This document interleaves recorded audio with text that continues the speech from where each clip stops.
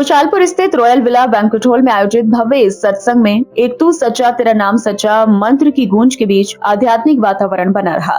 सत्संग में बड़ी संख्या में श्रद्धालुओं ने सहभागिता की और आध्यात्मिक प्रवचनों से आत्मिक शांति प्राप्त की। इस अवसर पर मंत्र के ऋषि एवं प्रसिद्ध संत सतपुरुष बाबा फूल संदेवाले ने गहन आध्यात्मिक विचार साझा किए। बाबा फूल संदेवाले ने अपने प्रवचन में कहा कि मनुष्य का शरीर पाप और पुण्य का रथ है, जिस पर ज्योति स्वरूप आत्मा सवार है।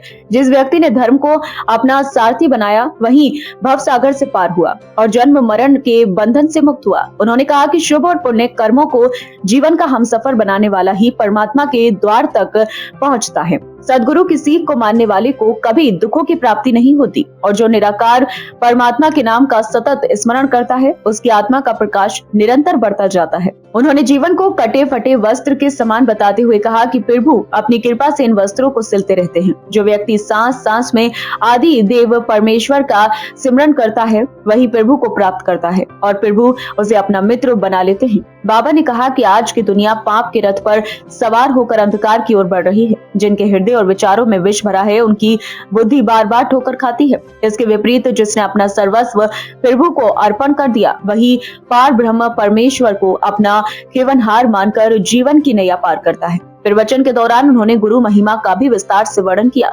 उन्होंने कहा कि ब्रह्म रूप गुरु के चरणों की छाया में कीकर भी चंदन बन जाता है और जिनको शिव समान गुरु प्राप्त हो जाते हैं, उनके जीवन के कांटे भी मधुबन बन जाते हैं। बाबा ने उपस्थित जनसमूह को यह भी समझाया कि संसार अभी भले ही सुनहरा प्रतीत हो, पर मृत्यु की छाया सदैव निकट है। धर्म आचरण को टालने वाले अंततः डूब जाते हैं, जबकि पार ब्रह्म रूप गुरु की कृपा से जीवन का बेड़ा पार हो जाता है।